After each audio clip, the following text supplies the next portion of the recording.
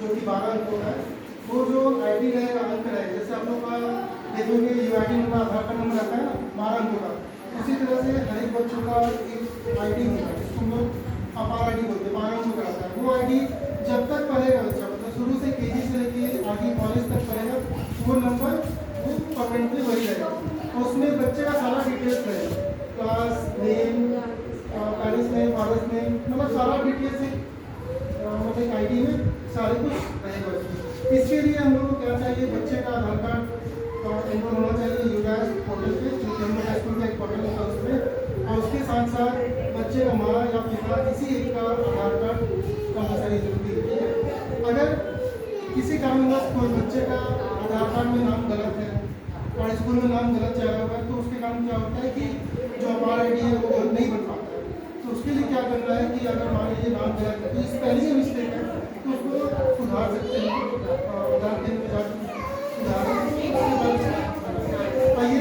सभी बच्चों के लिए बहुत ही जरूरी है, वो एक परमानेंट नंबर है, कहीं भी जाएगा भारत के कोई भी कोने में, वो नंबर डालने से वो बच्चे का पूरा हिस्ट्री निकल जाएगा,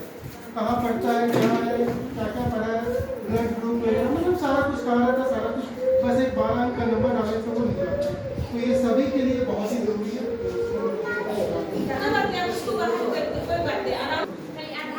आधार कार्ड, बच्चे का आधार कार्ड, बच्चे का माँ या पिता किसी एक का आधार कार्ड होना जरूरी नहीं, और ये चीज चाहिए। हाँ अपार आईडी बन जाएगा, लेकिन क्या होता है उसका अपार आईडी बोलते हैं, अपार आईडी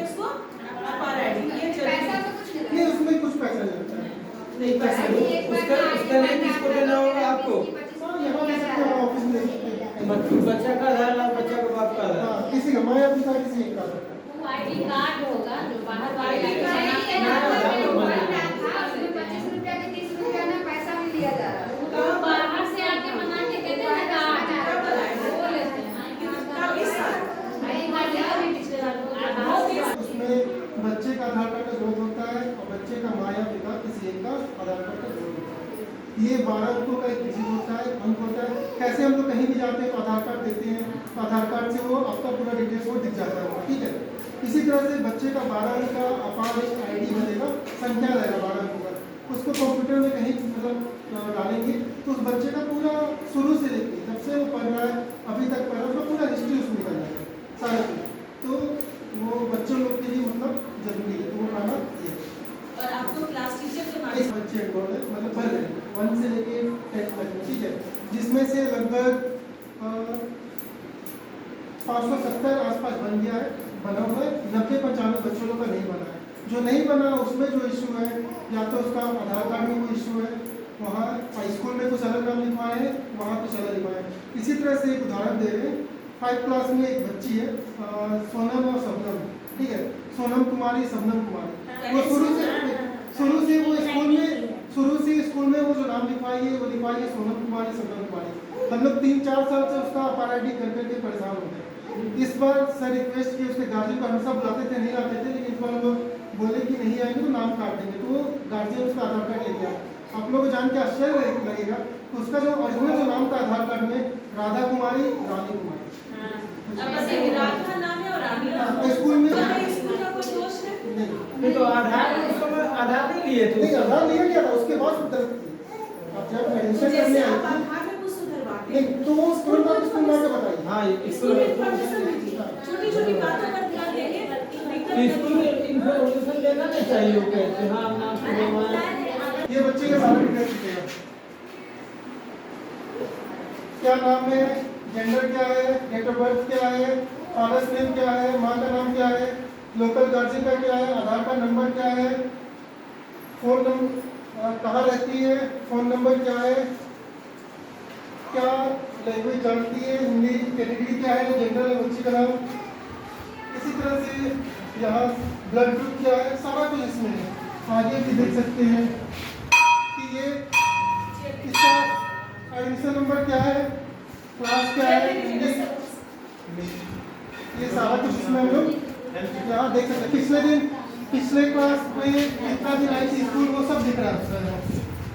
हम लोग बाहर, ये सब यहाँ है, सारा कुछ डिटेल हम लोग उसका देख सकते हैं यहाँ पे। इसी तरह से हर एक बच्चे का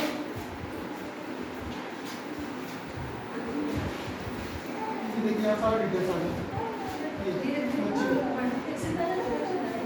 तो इसी तरह से हर एक बच्चे लोग का अपार आईडी बनता है, जिससे हम लोग पूरा डिटेल्स कंप्यूटर में देख सकते हैं सारा कुछ। कॉम्प्लिकेटेड एग्जांपल अगर कुछ है सब उसको नहीं वैसा कुछ नहीं, वैसा तो यूट्यूब में होगा। आज हम सभी भारतीयों के पास ज्यादातर लोगों के पास आधार कार्ड है। वैसे ही भारत सरकार ने जो भारत की नई एजुकेशन पॉलिसी थी उसके तहत यहाँ पर एक नया कार्ड जारी किया है सभी छात्रों के लिए जो प्री प्राइमरी स्कूल या फिर जो हायर एजुकेशन तक छात्र पढ़ रहे हैं उन सभी के लिए इस आधार कार्ड को जारी किया गया है। अब दोस्तों ये जो अपार कार्ड है इसका पूरा नाम है यहाँ पर automated permanent academic account registry. दोस्तों ये जो अपार कार्ड है ये एक तरीके से एजुकेशन लॉकर के तौर पर किसी भी छात्र के लिए काम करेगा। एजुकेशन लॉकर से मेरा मतलब है जैसे आज हम सभी जानते हैं कि भारत सरकार का एक एप्लीकेशन है, मोबाइल ऐप है जिसका नाम है डिजी लॉकर। इस डिजी लॉकर पर आप अपने बहुत सारे डॉक्यूमेंट्स को एक साथ कलेक्ट करके रख सकते हैं जिनमें आधार कार्ड, पैन कार्ड, स्कूल वगैरह के मार्कशीट हो गए, आपको पासपोर्ट हो गया, आपका ड्राइविंग लाइसेंस हो गया। वैसे ही जब इसमें आप सभी डॉक्यूमेंट्स को कलेक्ट करके रख सकते हो और सभी मान्य होते हैं उसी तरीके से जो एकेडमिक इंफॉर्मेशन होती है किसी भी छात्र की यानी कि उसकी पढ़ाई लिखाई से जो जुड़ी हुई जानकारियाँ होती हैं जैसे उसने कौन कौन से स्कूल में पढ़ाई की है, कितनी उसकी पढ़ाई का लेवल क्या है, स्तर क्या है, उसने 12वीं तक पढ़ाई की है, कॉलेज पास किया है या हायर एजुकेशन किया है, उसने पढ़ाई में कब कौन से कॉलेजों में एडमिशन लिया है, उसके अवार्ड्स क्या रहे यानी कि उसको कोई वहाँ पर अवार्ड मिला, उसको कोई स्कॉलरशिप मिली, उसने कोई एंट्रेंस एग्जाम किया तो उसमें क्या परफॉर्मेंस उसकी रही, ये जो भी जानकारी किसी भी छात्र के विषय में होती है उन सभी जानकारियों को एक जगह पर लाने का काम ये यहाँ पर अपार कार्ड करेगा। दोस्तों ये जो अपार कार्ड होगा इस पर एक 12 डिजिट का यूनिक आईडी नंबर होगा जिसको हम